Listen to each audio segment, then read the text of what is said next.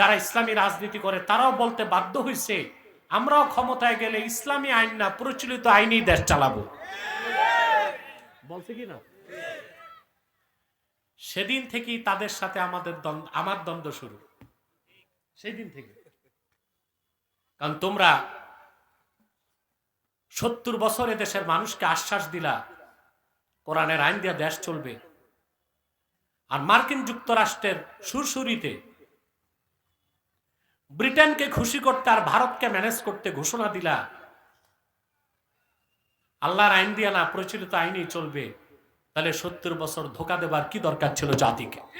আমরা বাংলাদেশে এমন স্বপ্ন দেখি আমাদের পার্লামেন্টের প্রত্যেক সদস্যের সামনে কোরআন শরীফ থাকবে, কথা বলার পরে দলিল দিবে মাননীয় স্পিকার সূরা বাকারা 100 নম্বর আয়াতে আছে, সূরা আলে ইমরান এত নম্বর আয়াতে, সূরা নিসা এত নম্বর আয়াতে।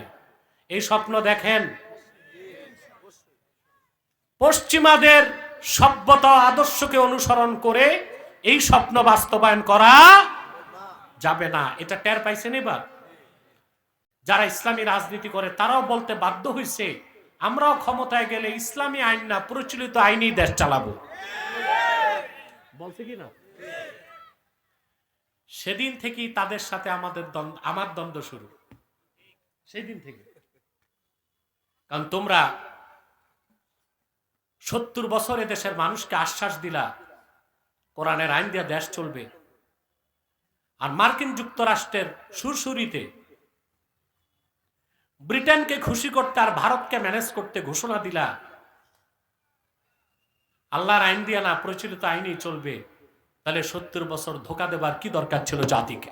বাংলাদেশে এক একজন পূর্ণ সচিবের বেতন 78,000 টাকা। কত? বাকি আনুষঙ্গিক সব খরচ নিয়ে 1 লাখ টাকা। তো সচিবরা লন্ডনে 10টা বাড়ি বানায় কেমন করে? কারণ ওই সচিব 1 লাখ টাকা মাসে সন্তুষ্ট না, অল্পতুষ্ট না। এই জন্য তাকে বাইপাস করে ফাইল ঠেকায়া, কলম ঠেকায়া ঘুষ খেতে হয়। দেশকে দুর্নীতি মুক্ত করতে দেশ যারা চালায় রাষ্ট্রকে তাদের অভাব পূরণ করতে হয়, ঠিক কিনা? বাংলাদেশে যদি এমন নিয়ম হতো যে সচিব ঘুষ খাবে তার মৃত্যুদণ্ড, সাথে তার বেতন থাকতে হবে মাসে 10 লাখ টাকা। আপনি বেতন দিবেন 50,000 আর তার ঘুষ খাতে দিবেন না, এটা তো হয় না। তার তো পড়াশোনা করে বিসিএস পাস করতে হয়েছে, বাবার জমি বিক্রি করে চাকরি নিতে হয়েছে। তা আপনি তারে যে বেতন দিবেন 1 লাখ টাকা মাস, তাতে তো তার হবে না। আপনি দুর্নীতি বন্ধ করতে আগে তার বেতন 10 গুণ করতে হবে, তারপর আইন করতে হবে যদি সে ঘুষ খায় মৃত্যুদণ্ড। কমসে কম চোরের শাস্তি হাত কেটে দিতে হবে। দেশ ভালো হয়ে গেছে? চুরি আছে, ডাকাতি, সন্ত্রাস, সহিংসতা। আগে যে ইউনূস সরকার ছিল 16 মাস, তখনও ছিল। আর আগে যা ছিল তা তো বলতে লজ্জাই লাগে। কেন পরিবর্তন নাই? তার একটাই কারণ, পরিবর্তনের জন্য যে ধরনের শিক্ষা দরকার সেই শিক্ষা ব্যবস্থা নাই। জনগণ এবং তাদের নেতাদের যে চরিত্র হওয়া দরকার সেই চরিত্র নাই।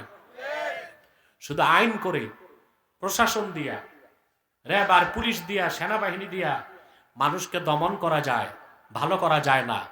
মানুষকে মানুষ বানাতে হলে ঈমান আর তাকওয়ার কোনো বিকল্প না।